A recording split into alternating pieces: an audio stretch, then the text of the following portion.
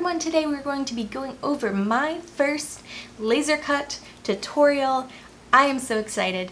First of all, I don't know if you've seen my BMO review, but it has blown up.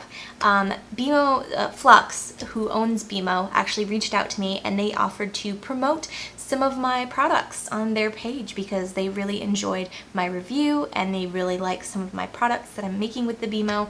So that's super exciting for me, and I am super excited to share this tutorial with you because I really want to start making more laser cut work, and that doesn't mean I'm going to stop doing some of the other stuff I'm doing. I still have a ton of other projects with gunpowder and live edge wood and all that stuff.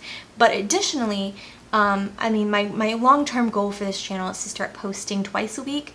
But as you all know, if you've been on this channel for a really long time, I struggle with consistency. So I'm trying to get down once a week and make sure that I can stay consistent for 6 months before I start putting that added pressure of twice a week project. I actually filmed this project over the last couple of weeks. I have made 6 different variations of this hummingbird design, and so that's what we're going to be doing today. I'm going to show you both the wood burn design and also the watercolor design so that you can choose what you want to do. I am not selling the design file. I encourage you to make your own design files. Maybe if you're interested in purchasing design files or from me, if you like what you see on my channel, do leave a comment in the comment box below and let me know. I want to know your opinions about it because I know the laser cut community does buy a lot of files, sell a lot of files. It's just not something that I've always done. It's like it's weird for me. That all being said, I have been talking for way too long. Let's jump right into this project. When I am designing things to be laser cut, I use Adobe Illustrator, and that is because I pay for the entire Adobe Creative Suite. I know that it is kind of expensive for a lot of people, so there are other free programs out there, but this is just what I already feel comfortable using, and since I pay for the entire Creative Suite, it just makes sense in the long run for me to do it this way. I'm using 2 different reference photos, and if you'll look there, I include the credit for both of those photos. I found them through Google search, and I think they should both be Creative Commons photos, but they might not be because I relied on Google's licensing to be able to tell me that. But the credits are both there. Most of the time I just use photos as reference, although you will see I kind of struggle with the tail feathers and with the wing structure a little bit. So I try to do it myself, but then occasionally I will trace the general shape of the creature and then modify it myself after the fact. So I use it as a base and then I continue to modify it so it is my own line work and not directly tracing the photography. For this piece, I knew I needed the wings to be double thick and 2 different pieces so that they would be able to be thick enough to take the screws. So that's why I have the interior piece as well as the outer piece, because my screws, I believe I want to say they were 4mm, but they might have been 5mm, but that was too thick for just one piece of wood, so I needed to have that extra piece.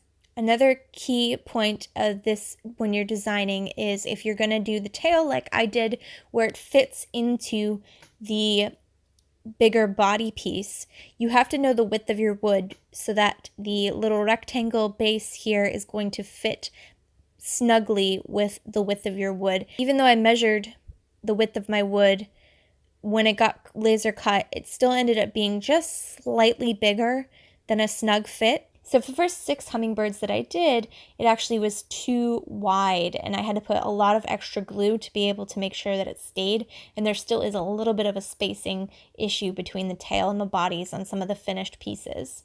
So I fixed this after that. All the ones that I made after that are all fixed. I made the rectangle smaller. So just be careful and pay attention. I'm mostly using the pen tool, but occasionally I do use the curvature tool when it is necessary to get nice clean feather edges. And in some other projects that I do use the curvature tool, but most of the time, I would say 80% of the time, I'm using just the regular pen tool in Illustrator.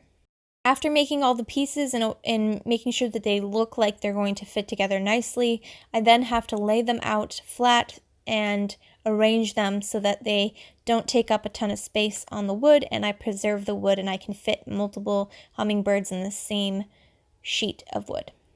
Once I have the design file ready, I export it as an SVG, and that works perfectly with Beam Studio. I then import it into Beam Studio and get it ready to print, or should I say cut. The actual cutting of all the pieces didn't take long at all. I want to say it was about 5 minutes. So it was quite easy to print out all of the pieces.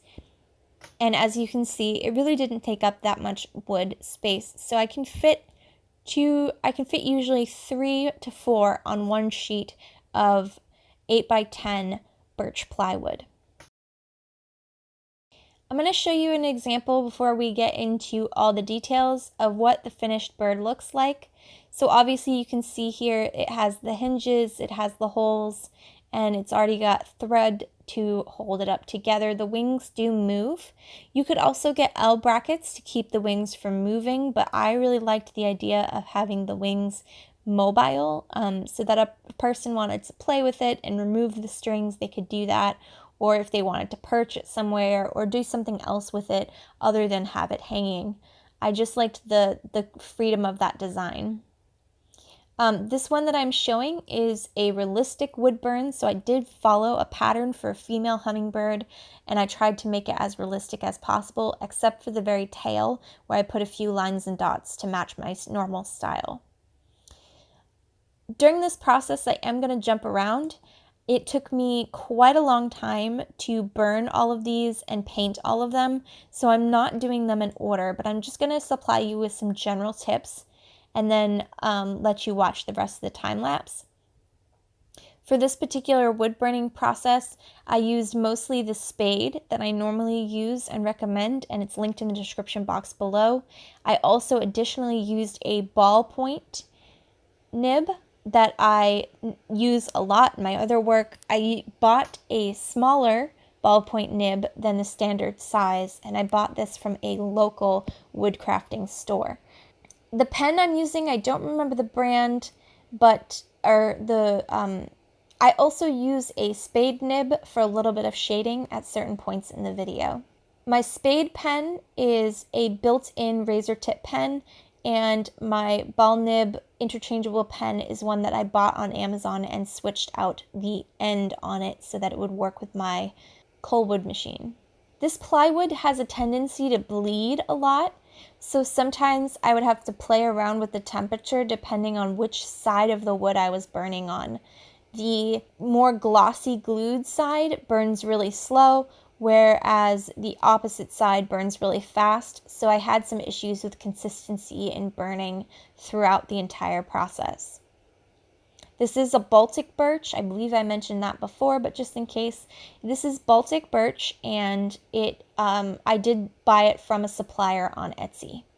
I will link the supplier in the description box below. I've ordered quite a bit from them, and occasionally I do get a few crappy pieces, but for the most part they're fairly reasonable priced, and I do enjoy their products, and I'm continuing to order from them.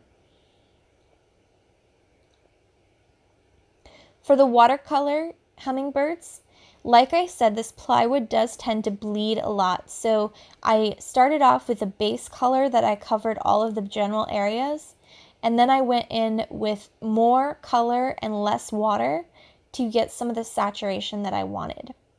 But I still ended up having quite a bit of bleed in a lot of areas.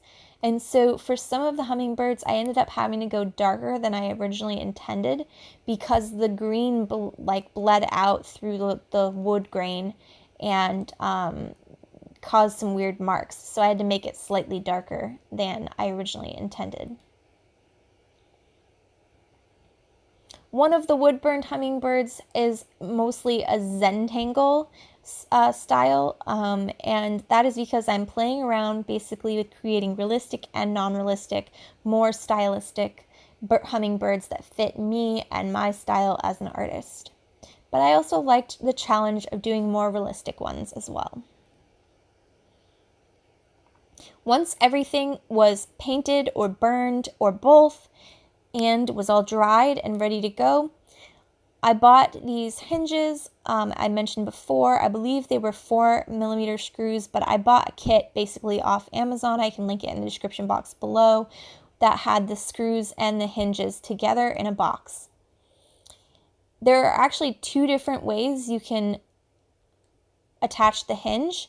One way makes it so the wings have a 180-degree rotation, and if you do it the other way, where the hinges, I don't know the technical term, but where the hinge is hidden on the inside, on the upper end of the wing, then the wings do have only a 90-degree angle turn.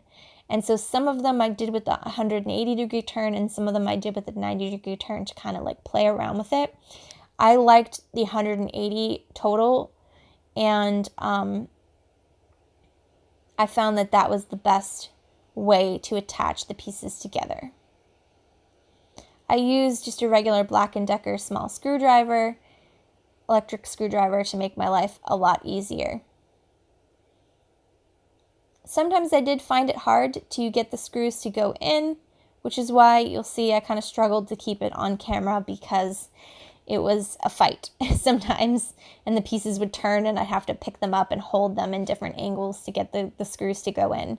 You also have to consider you are attaching screws against each other on the body, so you do have to make it just slightly off-centered, the wings, because if you make them perfectly on either side of each other, the two screws on either side are going to touch on the body. So that is something to be aware of. You can see here though, with the finished product, it's really hard to tell how, because they're just slightly off, but for the most part they still look pretty even. And lastly, I glue on the tail. I don't glue on the tail before, because it gets in the way of holding onto the body when I'm screwing the wings in, and I had a few tails break off because I glued them first before I put the wings on, and that was definitely a mistake. So the tail is the last and final piece that gets glued on. I used Titebond 3 Ultimate Wood Glue to glue all of the pieces together. I will show that glue in the future when I glue the tails on. Obviously, I glued the wings together before burning them because it was unnecessary to burn what is already going to be hidden under the pieces that are glued on. But I did keep the tail detached for most of them until I was ready to put the wings on. And you'll see in a few cases I did put the tails on first, and that was a mistake, and I'll show you why later.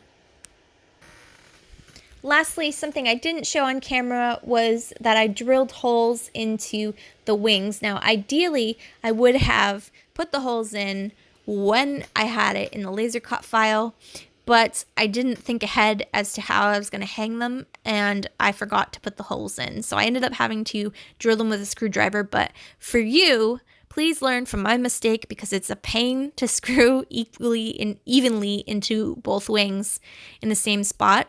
So definitely put the holes on the laser cutter so that you know that they're in the exact same spot. There are two ways to hang the birds. The first way is to just put 2 holes in each of the wings, as you see here, and it floats more of like an even, steady balance. I thought that didn't really look like a hummingbird. It looked more like a regular bird, and so as you can see here, I put a little hole in the head of the hummingbird in the little peak that I made in the back. And then I used a 3-tier tie system to tie the hummingbird more in an upright position. Another option that you could have is to have the wings slightly more forward and put more weight into the tail, and then you may still be able to achieve a more upright position with only 2 holes each in one wing. I have not been able to achieve this balance quite yet without using the 3-tier system, but I am experimenting and playing around with it. If you have any ideas, please feel free to share them with me. I would appreciate the advice. That is it, guys. I hope you enjoyed this video. I hope you found it helpful. If you did, please do give it a like and consider subscribing. I make new videos every single Friday, and in the future, hopefully I'll be doing 2 videos a week. I hope to have more laser cut projects coming soon. I have many on the horizon. I've got a list of over 150 ideas that I brainstormed out, so I'm super excited to jump right into those videos and start posting those on a more consistent basis. So if you appreciated this, please do show your support, show that you like it, because that helps me to know that you actually want to see this content. Please don't forget to comment whether you would like design files or not in the future, or what your thoughts are on purchasing design files from other people for your own laser cut projects. Again, I really want to hear your opinion. Thanks again for watching, and until next time, remember to create love and travel on. Bye!